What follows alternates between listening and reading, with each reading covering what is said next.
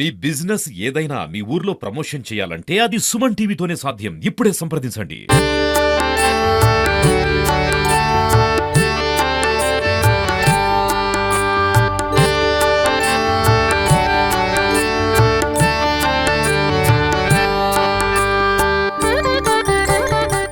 గుండం నుంచి main temple కి వెళ్లే దారిలో మొత్తం పూజకి సంబంధించిన వస్తువులన్నీ మనకి ఇక్కడ అంగల్లో దొరుకుతాయి.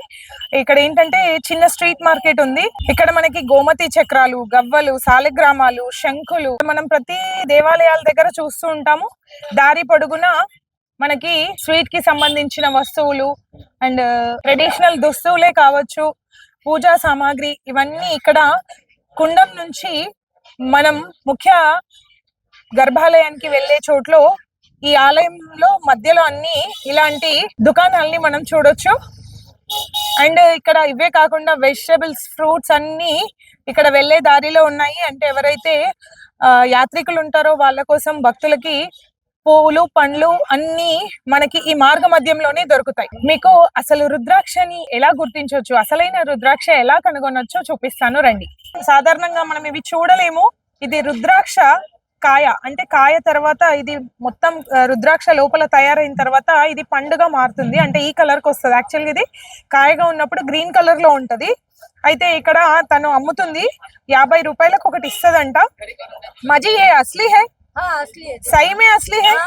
हाँ तो हमको एक कट करके दिखाइए. తను కట్ చేసి మనకు చూపిస్తుంది ఎలా ఉంటది అని.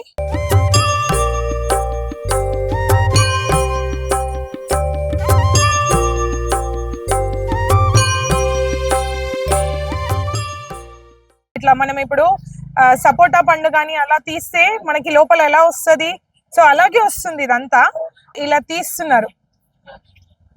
పండు నుంచి ఇలా రుద్రాక్షనంతా క్లీన్ చేసి తీస్తున్నారు. యా ఇస్కా పేడ్ హై? हाँ कहाँ से लाए? नेपाल से लाए. आप खुद जाके लेके आए? अच्छा. ఇది ఈ కాయలంట నేపాల్ నుంచి తీసుకొచ్చారంట అండి. సో తను బ్రష్ కి పెట్టి అంతా క్లీన్ చేసి చూపిస్తుంది మనకి. అంటే దీంట్లో ప్యూర్ గా లక్ అంటండి. మనకు ఎన్ని ముఖాల రుద్రాక్ష వస్తది అనేది మనకు తీసిన తర్వాతనే తెలుస్తుంది. అంటే ఎక్కువలో ఎక్కువగా 14 ముఖాలున్న రుద్రాక్ష వస్తదంటండి. మనం సాధారణంగా చూసేది కూడా అదే అండి. పంచముఖి రుద్రాక్షలే ఎక్కువగా చూస్తాము. 1, 2, 3, 4, 5 ఇది కూడా పంచముఖియే వచ్చింది. సో మనకి సాధారణంగా బయట తీసుకుంటే ఇది నిజమైనదా కాదా అనే ఒక అనుమానం ఉంటది. ఇప్పుడు మన కళ్ళ ముందే తను తీసి చూపించింది. ఎవరైనా మాల వేసుకోవాల్సి అనుకున్న వారు, మెడలో ధరించాలి అనుకున్న వాళ్ళు ఒక 2 రోజులు నూనెలో పెట్టాలంట. ఆవాల నూనెలో 2 రోజులు ఉంచి తర్వాత దీన్ని ధరించాలంట. దీన్ని ఇలా క్లీన్ చేసిన తర్వాత 2 రోజులు ఆవాల నూనెలో ఉంచి, 3వ రోజు ఆవు పాలల్లో ఉంచి, 4వ రోజు శివలింగం పైన ఉంచి 108 సార్లు మాల జపం చేసి ఆ తర్వాత మెడలో ధరించాలి అని చెప్తున్నారు.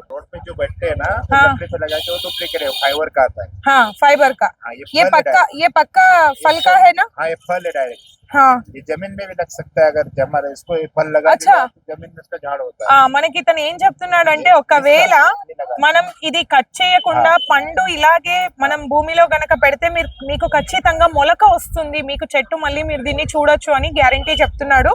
సో ఎవరైనా ఇలా తీసుకునే వాళ్ళు ఉంటే మీరు దీని పండు ఇలాగా ఉంటుంది, మీరు ఖచ్చితంగా చూసుకొని తీసుకోవచ్చు.